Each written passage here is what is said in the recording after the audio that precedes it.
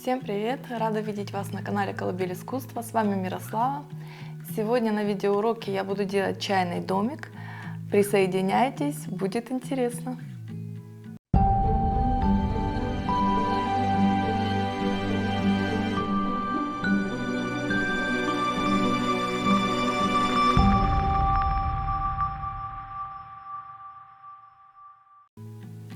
Сегодня для работы вам понадобится деревянная заготовка, чайный домик, декупажные карты, грунт, краски, лаки, клей, полный перечень, как всегда, материалов, инструментов, которые будут использоваться, ниже под видео. Будьте внимательны. На первом этапе мы покроем грунтом всю поверхность заготовочки. В середине все покроем морилкой. Значит, начнем мы с морилки. Я буду использовать ее в двух цветах: белую и орех цвет, такой коричневый темный. Вы смотрите, какая есть у вас, какая вам больше подойдет, то и используйте. Значит, подготовка. Если у вас заготовка не очень качественная, да, есть сколы, шероховатости, тогда в самом начале, перед работой, перед грунтом, пройдитесь наждачной бумагой мелкозернистой, немного увлажните саму поверхность и пройдитесь наждачной бумагой, чтобы убрать все шероховатости. У меня заготовка очень хорошего качества, все очень гладенькое, без шероховатостей, без каких-то сколов. Я ее предварительно подготавливать не буду. Если вам интересно, где я покупаю заготовки, потому что заготовки очень хорошие и цена тоже у них довольно-таки адекватная, пожалуйста, пишите в комментариях, я с удовольствием вам отвечу. Так, с самого начала мы покроем морилкой. Кисточки, помните, перед работой в водичку. Они должны быть влажненькие у вас, тогда удобно работать.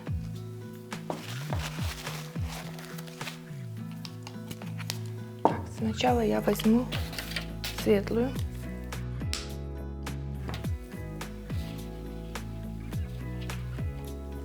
Белую прям. Вот. Просто кисточкой. Она и пропитает, и выделит саму фактуру дерева.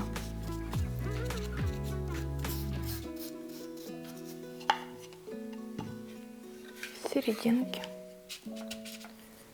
точно так же.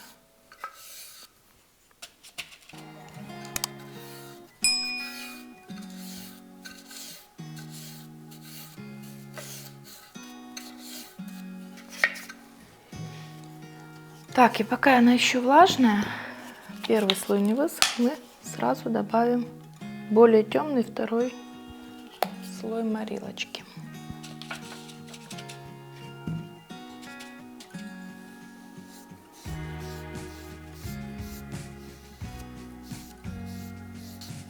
Вот видите, какой красивый эффект получается.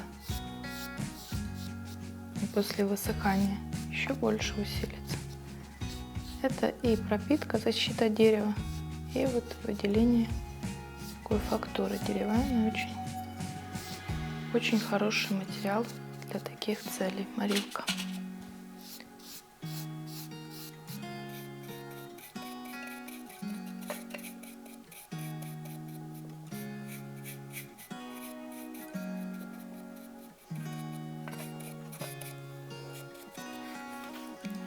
Все, морилкой мы покрыли, и сейчас будем покрывать грунтом. Одно другому не мешает, как раз все будет вместе сохнуть, работать. Грунт взбалтываем.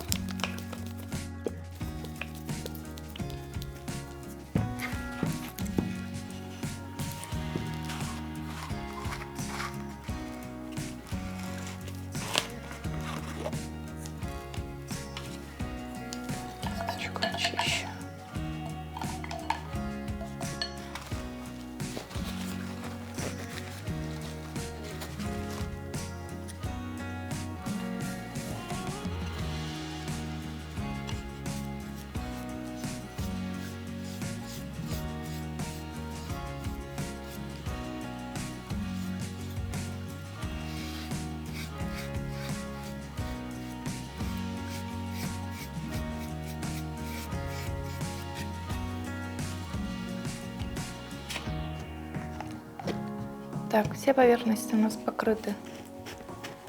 И сейчас надо хорошо просушить. Мы просушили поверхности после первого окрашивания. И прежде чем сошкурить, затереть поверхность грунтом, я покрою лаком поверхность, которую мы покрывали морилкой, потому что будет пыль, и я не хочу испортить тоже красивую образовавшуюся фактуру. Так, просто покрываем лаком, защищая тем самым и дополнительно выделяя поверхность. Она станет под лаком более яркой и будет защищена от краски и различных. Ну вот лаком мы покрыли. Сейчас чуть-чуть подсушим лак и будем проходиться наждачкой по поверхности. Я взяла средней жесткости наждачную бумагу или даже губку, потому что она такая поролоновая основе. Она специально предназначена для того, чтобы затирать, выравнивать поверхность. Именно это мне и нужно в этом случае. Поэтому аккуратно.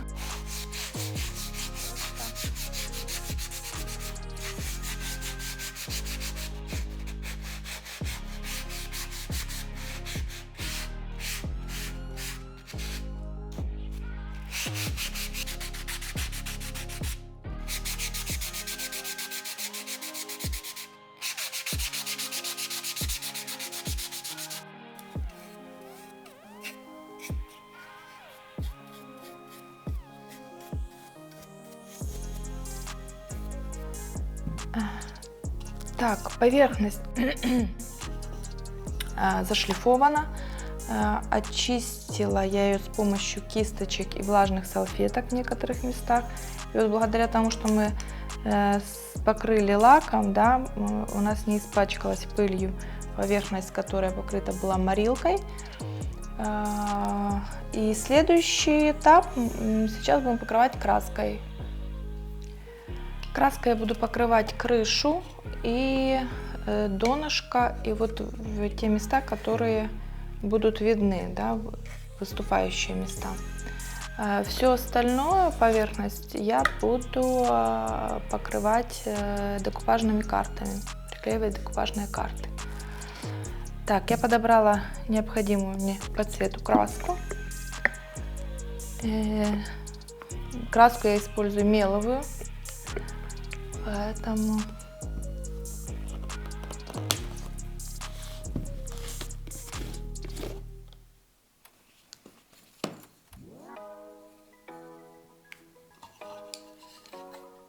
вот просто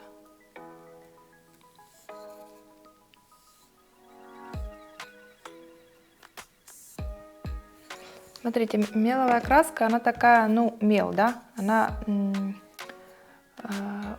ложится, она очень укрывистая, классная, но плотно ложится, да, такими оставляет полосы.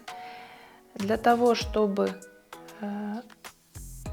она более гладко ложилась на поверхность, не забывайте увлажнять кисточку и в некоторых случаях, если это необходимо, прям поверхность, которую вы покрываете краской.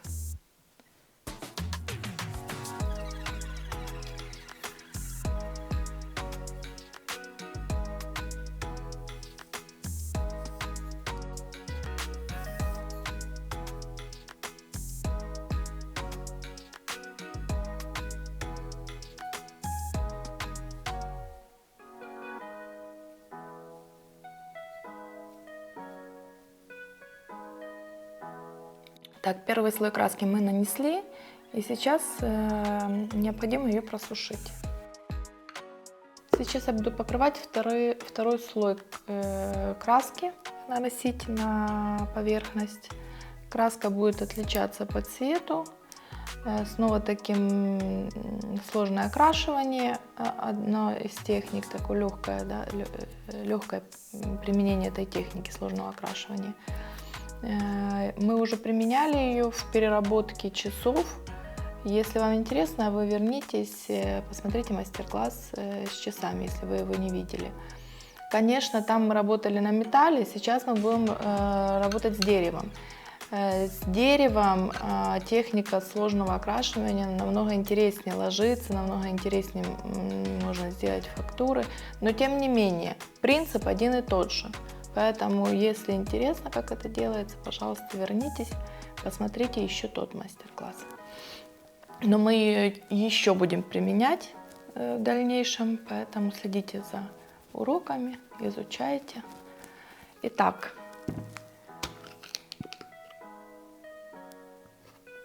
И второй слой, естественно, тоже меловый. Вам понадобится влажная ткань.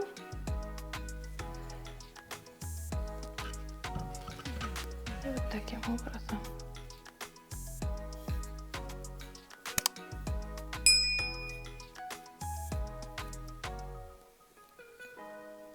Видите, если увлажнить, она моментально ложится совсем по-другому, намного пластичнее, что ли, становится.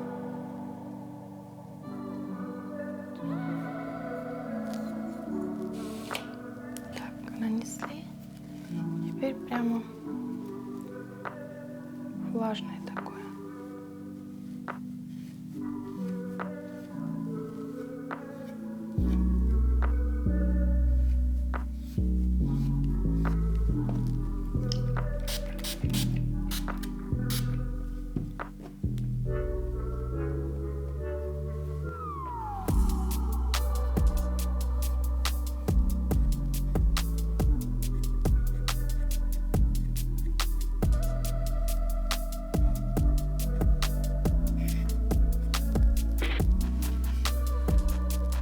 Ну вот такие потертости получились.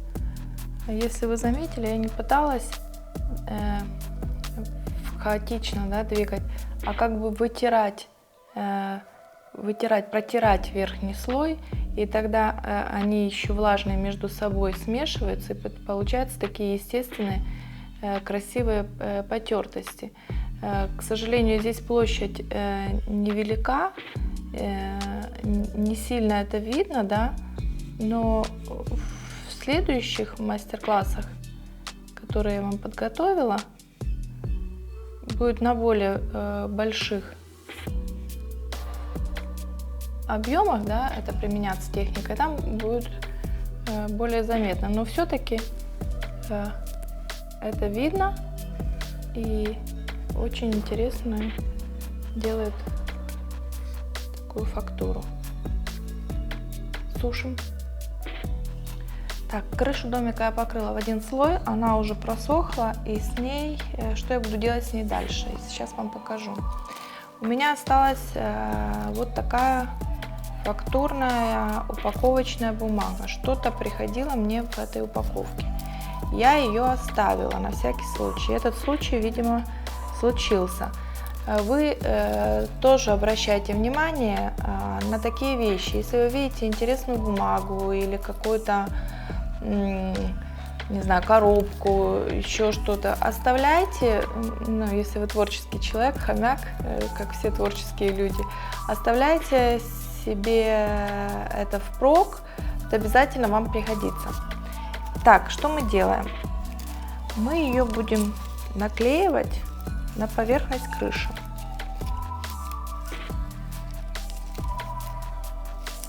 Вот прям таким образом будем действовать. Сначала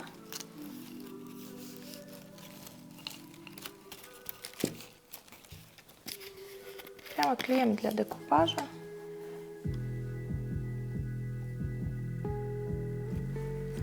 Мочить ее я не буду, увлажнять Мне нужна такая, даже если она так приклеится неровно, чуть-чуть рифленая будет, я этого эффекта и добиваюсь. Ну, эффект крыши такой, эффект черепицы.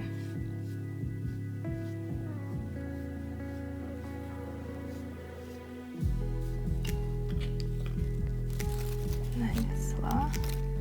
Сейчас чуть-чуть загну.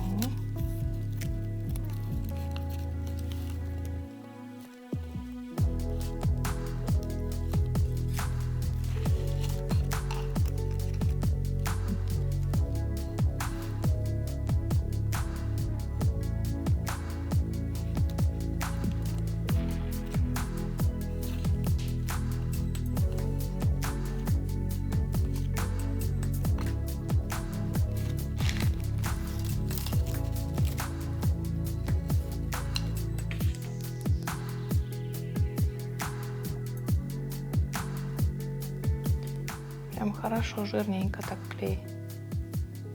Не бойтесь, наносите.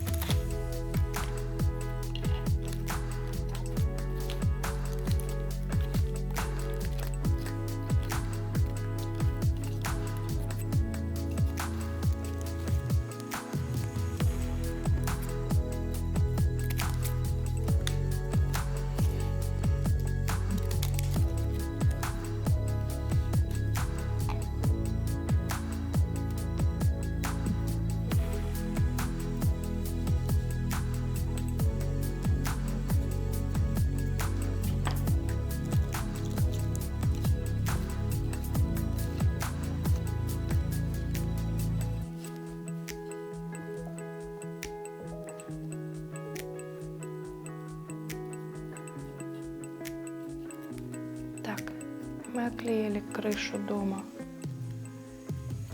бумагой. Сейчас мы оставим его в покое, чтобы он хорошо просох.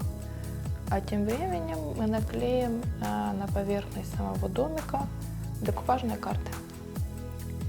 Так, клеим декупажные карты к поверхности. Я выбрала такие нежные цветочные мотивы, кухонные, цветочные. Скоро весна, мне захотелось чего-то такого весеннего, цветов. Если вы захотите, пожалуйста, что-то другое применить, пожалуйста, очень большой выбор карт. Каждый на любой свой вкус, цвет может подобрать и делать такое изделие, которое будет вам по душе. Так, наносим клей.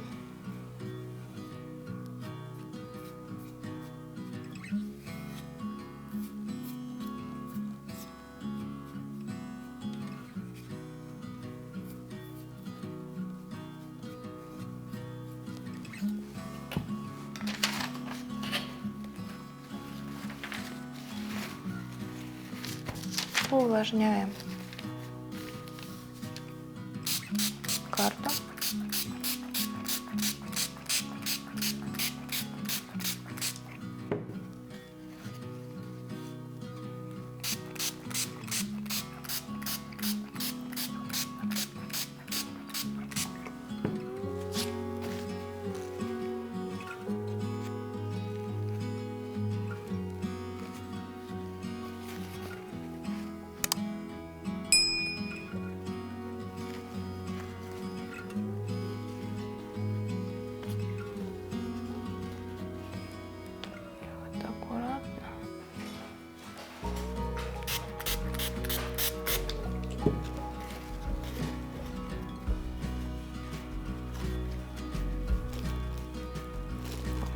Файла желательно.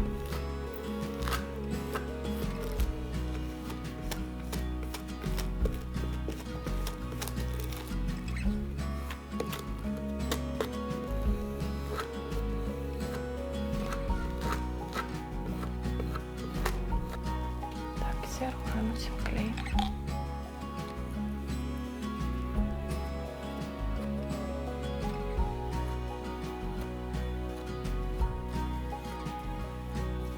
наносим клей и как бы дополнительно от середины к краям выгоняем воздух, который, может быть, вдруг остался. С помощью наждачной бумаги убираем лишнее.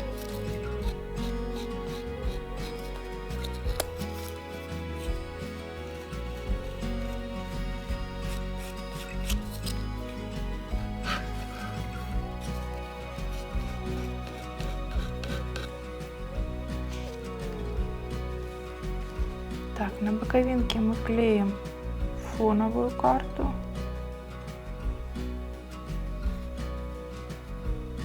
Таким же образом, ничем не отличается. Так, чайный домик покрыт, я клеила картами со всех сторон. Вот он уже такой красивый, весенний. Далее я буду сушить и все покрывать лаком. И домик, и крышу домика. Все полностью покрываю лаком. Покрываем лаком всю поверхность изделия.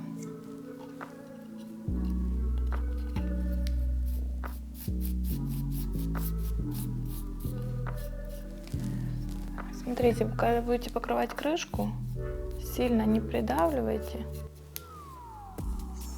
Слегка пройдитесь, чтобы защитить.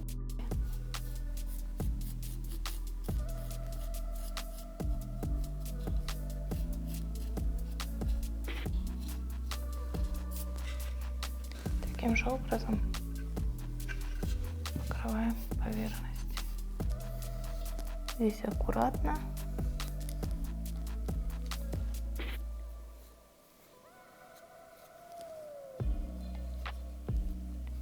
Так, я покрою, естественно, в формате видео занятия один раз.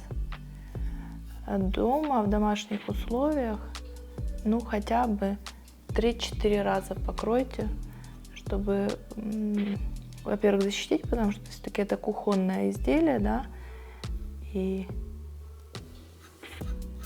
мы чаще протираем все, протираем влажными какими-то, да, тряпочками, поэтому, чтобы и защитить, и, конечно, когда вы хорошенько покроете, совсем другой вид будет иметь изделие, завершенный вид.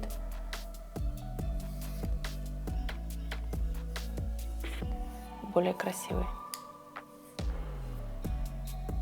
Просмотрите внимательно в конце, нет ли где-то у вас потеков от лака. Если есть, аккуратно краешком кисточки их уберите. И когда вас все устроит, пожалуйста, приступайте к тому, чтобы просушить поверхность.